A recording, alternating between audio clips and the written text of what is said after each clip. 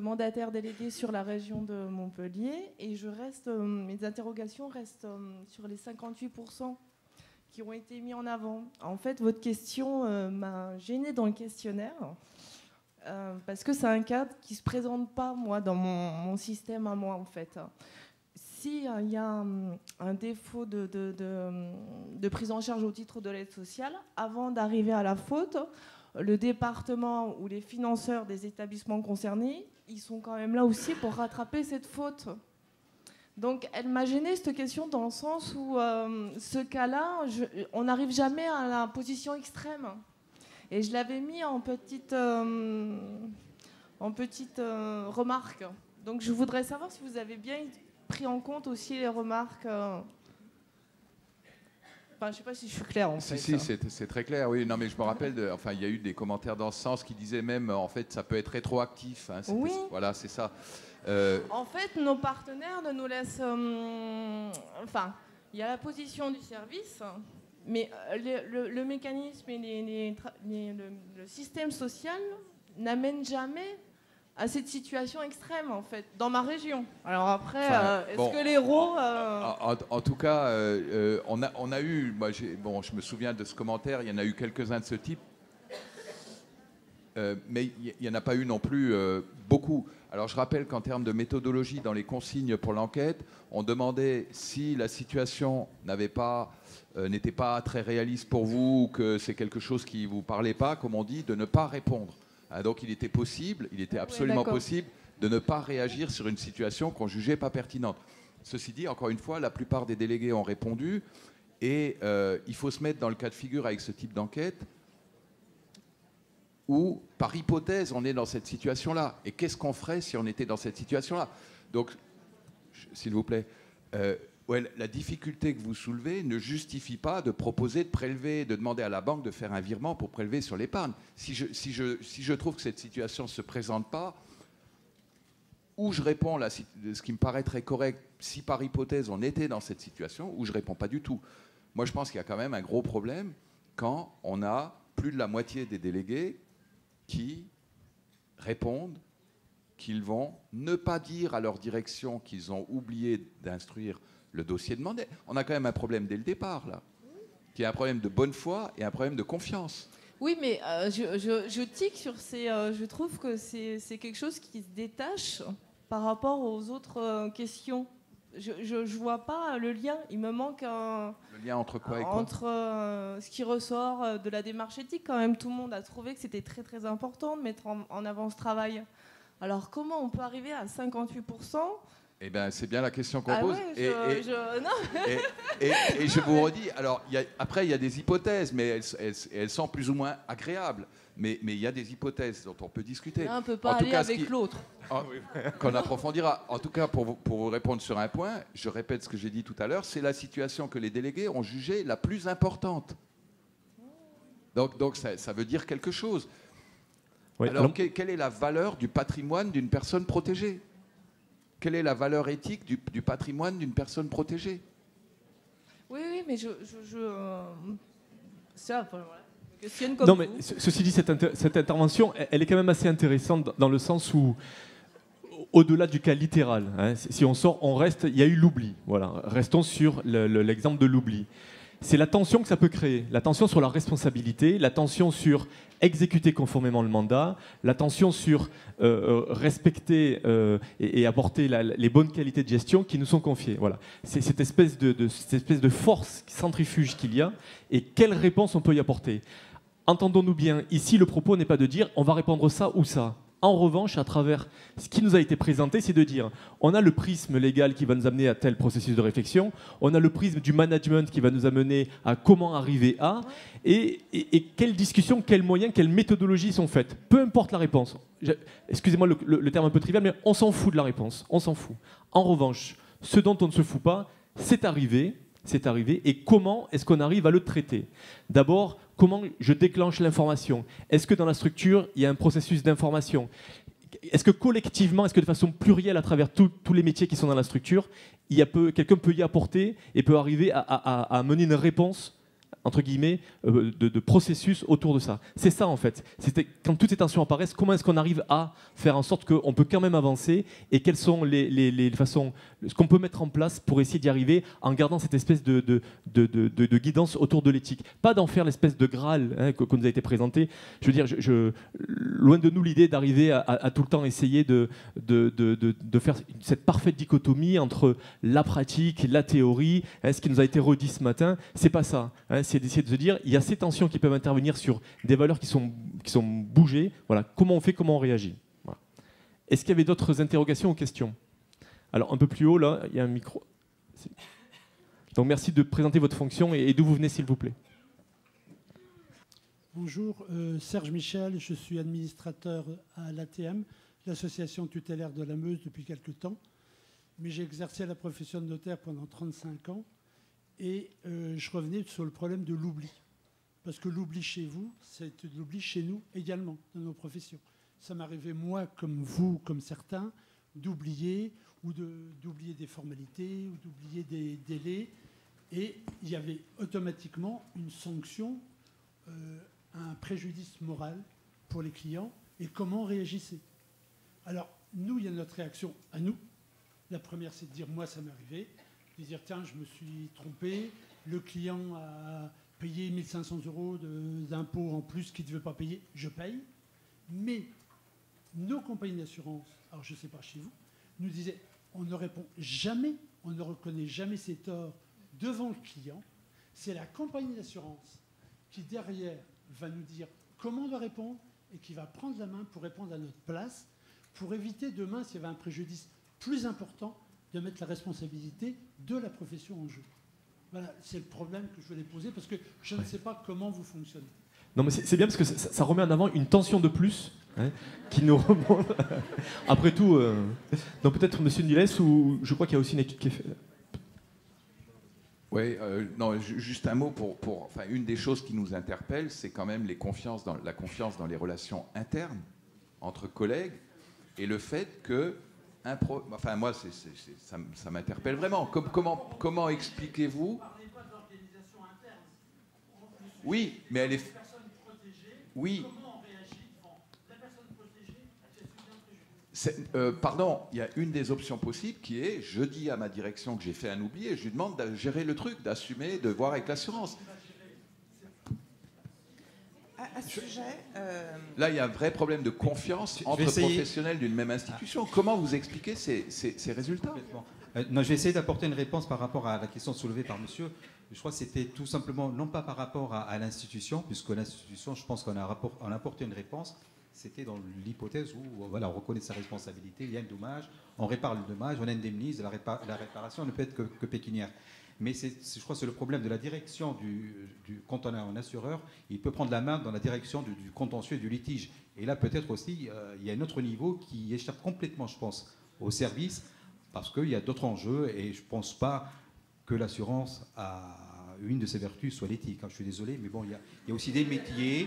Donc, il y a un fonctionnement, il y a un modèle économique qui fait que le réflexe de l'assureur, c'est de dire on ne reconnaît pas, on conteste, on ne répare pas automatiquement. Donc là, je ne sais pas comment apporter, quelle réponse apporter. Est-ce qu'on a une réponse? J'ai aucune idée à ce niveau-là. Alors, est-ce que quelqu'un aurait une réponse? À défaut d'avoir des questions. C'est réponse ou question? Eh ben c'est parfait. Voilà, donc je suis Odile Caz, je suis directrice de service MJPM à l'Isée sur le département du Lot. Dans cette question-là, ça nous est arrivé, nous, une fois où il y a une personne, une des déléguées qui est venue me voir en me disant ça me panique, j'ai fait un oubli, j'ai rattrapé tout de suite, j'ai vu le dossier, donc ça a été sur le mois. J'ai vu le dossier qui est parti à la CAF et il se trouve que la CAF a perdu le dossier. Donc, il n'y a pas eu de retour tout de suite. Enfin, voilà. Donc, ça a été parlé de manière très claire. C'est qu'il n'y avait pas d'excuse vraiment, sinon qu'un contexte ou avec un nombre de dossiers. Enfin, voilà. Des choses qui sont aussi quelque chose qui peuvent être repérables, qui n'excusent pas. En tout cas, il y a eu quelque chose qui a été travaillé. Alors moi, par rapport à cette question d'assurance, ça m'a intéressée parce que j'ai fait tout de suite une déclaration à la responsabilité civile. Et c'est quelque chose qui a été travaillé parce qu'à un moment donné, dans l'idée de ce qui a été fait, ce n'était pas pour moi ce que j'appelle une faute, c'était une erreur. Et qu'à un moment donné, on ne peut pas non plus mettre en difficulté, là, en l'occurrence, la personne et le délégué, donc l'institution, face au protégé, mais le protéger, le mettre dans l'inquiétude aussi, c'était de savoir que de toute façon, il n'y aurait pas préjudice pour lui parce que financièrement, il y aurait quelque chose, un retour à l'équilibre. Je parle de cette situation particulière. Donc je dis, il y a aussi ça à réfléchir. On paye des assurances, et quoi qu'il en soit, qu'elles soient dans l'éthique ou pas, nous, on est en certaine confiance avec l'assurance avec laquelle on travaille, parce qu'on a aussi cette idée que l'institution, c'est un tout. C'est-à-dire qu'aujourd'hui, qu'est-ce qui n'a pas fonctionné du fait qu'une personne, eh bien, l'alerte n'a pas fonctionné, du fait qu'elle s'est trompée sur un mois, etc., etc. Voilà. Moi, c'est cette réflexion-là qui me semble hyper importante, c'est de savoir quels outils on met en place pour pas qu'un délégué soit seul sur ce type de choses. Comment on travaille en binôme avec les comptables, comment on travaille en réseau avec l'encadrement, etc. Enfin voilà, c'est toute cette question-là qui me semble hyper importante à voir. En tout cas, la question de l'assurance, elle n'est pas négligée. Et la question aussi de ce que vous souleviez, monsieur l'administrateur, c'est la question aussi de se dire, attention, par rapport à la personne en question, ça pouvait la mettre en danger de savoir que il y avait eu un oubli, certes, mais qu'elle ne pouvait plus avoir son argent, ça pouvait être très, très, très difficile pour elle. Donc il y a tous ces enjeux, rien n'est simple, tout est à questionner, tout est à retravailler, mais à retravailler en confiance entre les professionnels. Et si jamais il y avait une faute, parce qu'effectivement il y a une négligence notoire, mais là, dans beaucoup de cas, je ne crois pas que c'est ce qui se passe. Voilà. Alors la question des 58%... La question des 58%, pour moi, bon, je pense que, encore une fois, les questionnaires, même si on y met toute l'application, il peut y avoir des choses, ce que vous disiez tout à l'heure, qui peuvent aussi être d'une interprétation. Donc, bon, moi, je mettrais aussi des guillemets par rapport à ça, même si la question de l'oubli, pour moi, elle doit être traitée entièrement et complètement. Voilà.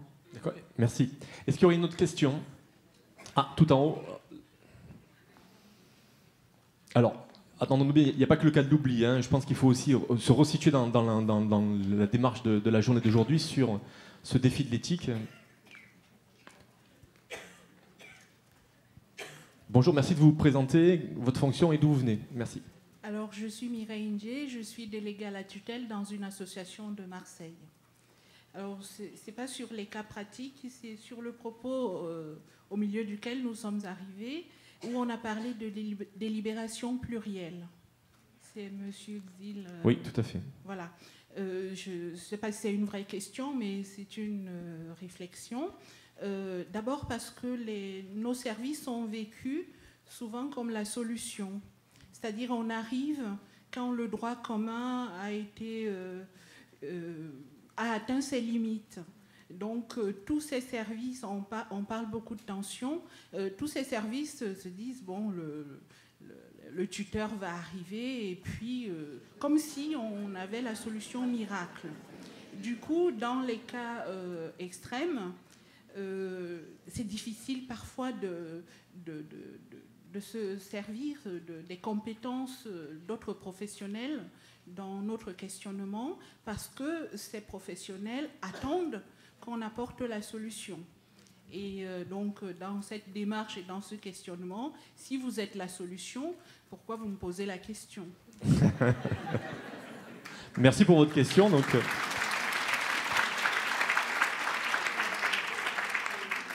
Monsieur Exil, peut-être comme elle n'a pas... Eh oui, ben oui. Il en fallait un. Vous avez vu que les vignettes qui vous ont été présentées ont toutes des titres vraiment bien. Celle-là, la vôtre, on pourrait l'intituler Zorro, ce serait très très bien. Ça pose une question du positionnement de cette réflexion éthique. Et c'est une vraie question, je pense, pour vous. C'est une fois que vous l'organisez dans les services, est-ce que vous l'organisez au niveau d'un seul service, de plusieurs services? Est-ce que vous vous rapprochez d'une démarche de réflexion qui associe d'autres gens? Alors, il y a effectivement, quelle place vous faites aux usagers, éventuellement aux administrateurs du service, au management du service? Bon, ça pose toutes ces questions-là, mais moi, ce que vous avez, le fait d'intervenir en bout de chaîne et d'effectivement, quand on a l'impression, mais ça, à mon avis, ça vient beaucoup plus d'une méconnaissance générale par non seulement le grand public, mais aussi les professionnels auxquels vous avez affaire, de vos missions, de votre cadre d'intervention, des limites de votre intervention. Mais ça, ce serait peut-être justement un argument pour mener une réflexion éthique en associant d'autres acteurs, parce que ce serait le moyen très concret de leur faire s'acculturer à votre cadre d'intervention, de leur faire comprendre que vous n'êtes pas oraux, justement, et que vous ne pouvez pas apporter toutes des réponses, et ni même une mesure de tutelle, parce qu'on vous attribue la capacité de résoudre toutes ces difficultés, parce qu'on pense qu'il y a, typiquement l'incurie, il n'y a qu'à coller une tutelle, et puis ce sera réglé. Bon, voilà. Donc et peut-être que c'est peut-être un élément de réponse à essayer, en faveur d'une réflexion éthique qui associe toutes les personnes qui sont parties prenantes. Et ça, ce serait bien, parce que ça sortirait aussi le médico-social et parfois le sanitaire de leurs réflexions, qui sont aussi cloisonnées par un champ de réflexion. Je reviens juste une seconde sur l'oubli. Je me demande si, en termes de positionnement du questionnement sur cette situation-là, pour moi, ce n'est pas plutôt un questionnement d'éthique de management, comme vous l'avez dit, qu'une problématique d'éthique professionnelle du mandataire. Peut-être que la vraie question d'éthique, elle est comment on traite une fois qu'on est saisi, et est-ce que c'est une erreur, une faute, est-ce que c'est la première fois que ça se produit, est-ce que, etc., etc. Il y a tout un élément, et on voit que là, la richesse d'appréciation, pour moi, c'est l'éthique plutôt du directeur de service, peut-être que de mandataire. Et un tout dernier point, dans l'analyse des situations, vous avez vu comme le degré de précision et de détails concrets vis-à-vis des situations qui vous sont présentées change quand même, surtout dans le premier cas qu'on a entendu quand Madame la juge a donné les détails. C'est tout d'un coup la situation s'enrichit. Alors bien sûr, dans une enquête, on ne peut pas aller dans ces détails-là, mais je veux juste vous faire une suggestion, c'est-à-dire que quand vous avez ces réflexions sur des cas, qui soient des cas imaginés, fictionnels ou tirés de la réalité mais adaptés, j'ai un questionnement, moi, sur la façon dont on dénomme les personnes dans ces cas. Et je sais que dans le médico-social, on fait souvent ça. C'est Madame S, Madame V. Il y a une pratique de délibération éthique des professionnels dans d'autres pays, surtout les pays anglo-saxons, où ils n'hésitent pas à mettre un prénom et un âge. Et ça peut être intéressant. Ça peut poser des problèmes, mais si vous aviez l'exemple tout à l'heure de l'accumulation, et si c'était Geneviève, 80 ans, et Philippe, 52, il y a un effet par rapport à une situation dont on n'a pas toutes les données, qui ne fait pas qu'on se comporte comme si c'était un proche, mais on projette beaucoup plus de choses. Et en termes de réflexion éthique, parfois ça libère. Mais ça a des inconvénients. Mais tout ça pour vous, sur la façon dont on nomme les choses, mais y compris dont on appelle les personnes quand on réfléchit à ces questions. Merci pour votre compliment. Et je trouve que c'est un lien aussi avec notre filtre décisionnel qui a été porté, ou cet élément aussi de ramener avec ce principe de reversibilité y est associé. Alors il y a une autre question un peu plus haut. Merci de vous présenter votre fonction, s'il vous plaît. Alors, attends, d'abord là-haut, après plus bas, je ne vous avais pas vu. Non, vous voulez rebondir sur la discussion, mais peut-être que la collègue aussi là-haut, je ne sais pas, non? Vous voulez rebondir sur l'intervention? En fait, tout à fait. Je suis après. Allez-y. Zora Meki, je suis du service mandataire Ariane Fadret. Ce qui m'a dérangé dans la question de l'oubli, c'est qu'on a l'impression qu'il y a un jugement moral de la façon dont c'est présenté. Hein. On a l'impression qu'effectivement, quelque part, il y a quelque chose une valeur morale. Alors que c'est un oubli. Effectivement, il y a un préjudice pour le majeur, mais il y en a aussi un pour le délégué. Parce qu'il faut se dire qu'on a une pression, qu'on a énormément de personnes à gérer. Donc il faut quand même se confronter à la réalité. L'oubli, il n'est pas voulu, et on en paye les conséquences, quoi qu'il en soit. Et donc, quelque part, on sait bien qu'il y a un oubli et qu'on va devoir assumer les conséquences. Soit en informant la direction, soit autrement. Mais quoi qu'il en soit, on en perd les conséquences. Il y a autre chose, je voulais rebondir sur le fait qu'on parle de la protection des majeurs. Mais parfois, on a l'impression qu'il y a une surprotection des majeurs et qu'à côté, il y a une sous-protection du délégué mandataire. Voilà. Waouh. Bon, merci de votre commentaire. Et je vais donc, excusez-moi d'avoir coupé, donc vous voulez rebondir sur ce que M. Exil avait... Voilà, merci. Merci de nous présenter votre fonction. Oui. Voilà. Claire Naveau, déléguée à Paris. Je voulais rebondir sur le problème de la dénomination que vous avez évoqué. Et c'est vrai que nous, on se pose la question de l'utilisation du terme usager ou majeur protégé, sachant qu'au sein de notre association, on s'est un petit peu fait la réflexion que usager dans le monde du handicap, on entendait usager et accent aigu. Voilà. Donc c'est vrai, soit on fait référence à la loi de 2002, usager, soit on fait référence à la loi de 2007 et on dit majeur protégé. Donc je voulais votre avis là-dessus parce que c'est vrai que nous, on oscille entre les deux appellations et on ne sait pas. Voilà. Alors, est-ce qu'on sait? Et non, on ne sait pas. Ben, vous voyez, voilà un nouveau chantier de réflexion. On sait. Ah. Alors, Mme Caron-Église nous précise qu'on sait, c'est personne protégée. Avec bien entendu d'abord personne. Personne étant quelqu'un. Est-ce qu'il y aurait une autre question? Oui, au milieu, s'il vous plaît. Une autre question là. Rémi Notaire et Atiam Nice. Je voulais d'abord vous remercier pour les différentes interventions qui m'ont beaucoup éclairé sur vos missions et sur vos responsabilités. Et le sujet de l'éthique est particulièrement intéressant. J'ai trouvé qu'on avait essentiellement axé la réflexion dans le domaine collectif et beaucoup moins sur l'éthique personnelle. Alors, quelqu'un parlait tout à l'heure de surprotection des majeurs et éventuellement de sous-protection des mandataires, ça me laisse un peu pantois. Parce que je dirais, il me semble que l'éthique qui engage la responsabilité, et ça a été bien souligné avec beaucoup de pertinence dans les interventions précédentes, il me semble qu'à partir du moment où n'importe lequel d'entre nous accepte une mission, il adopte une éthique personnelle qui devrait correspondre à l'éthique de l'institution à laquelle il appartient, à partir du moment où il accepte cette éthique, eh bien, il est responsable des actes qu'il pose. Alors, je ne dis pas qu'il est seul responsable, mais à un moment donné, la responsabilité ne peut pas toujours se diluer. Il y a un moment où elle est personnelle.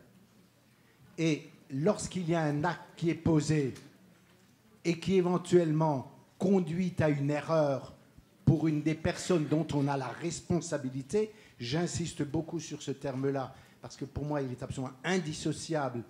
Il est impossible de dissocier responsabilité et éthique.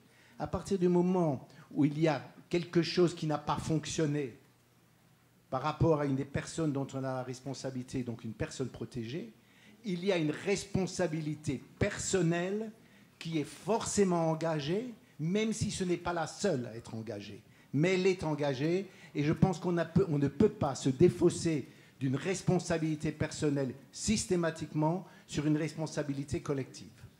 Bien. Est-ce que quelqu'un souhaite... Une autre question? Merci. Oui, Jean-Pierre Nicou, président de l'association Atiam. Je voudrais revenir sur une expression de Madame le juge Lebel, qui en terminant nous a dit avoir été surpris de ne pas être saisi plus souvent de problèmes de logement pour les majeurs, pour les cas de majeurs dont elle a à traiter.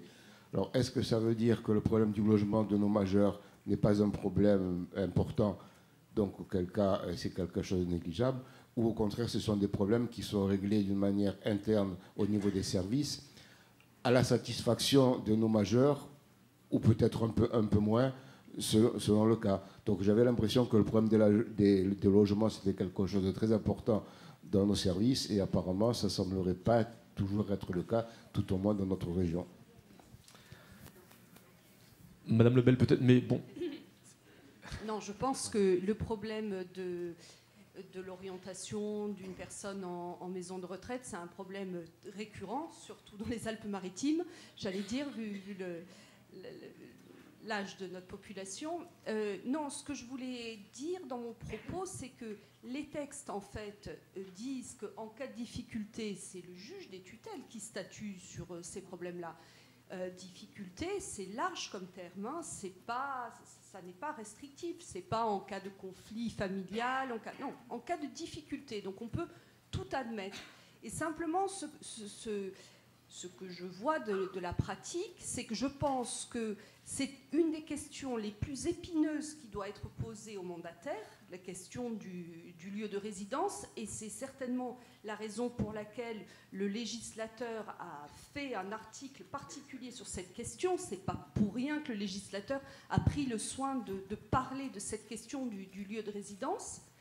Et pour autant, le sentiment que vous me donnez en tant que mandataire, on a l'impression que parce que vous avez reçu un mandat judiciaire, presque nous, en tant que magistrats, on est comme déchargés en vous donnant mandat. Mais en réalité, nous, en tant que juges des tutelles, on est également chargés du suivi des mesures. On est là, c'est simplement pour rappeler aux mandataires qui se trouvent dans des situations d'isolement, qui se trouvent à prendre des décisions parfois seules, qui sont des décisions, en plus de ça, vous êtes en lien, vous voyez les personnes âgées, vous savez l'attachement qu'ils peuvent avoir à leur domicile, et c'est vous qui vous retrouvez seul à prendre cette décision, alors que vous avez un texte du Code civil qui vous dit c'est vers le juge qu'il faut se tourner. Et donc, c'était simplement ce message-là, ne restez pas isolés, j'allais dire, et saisissez-nous de ces difficultés-là, parce que vous avez un texte qui vous permet de le faire. Et au niveau de la responsabilité, je voulais dire aussi que les juges des tutelles, ils peuvent se retrouver également responsables sur leur denier personnel des décisions que l'on prend ou que l'on ne prend pas. Et que l'État peut être mis en cause, mais l'État a aussi une action récursoire contre nous.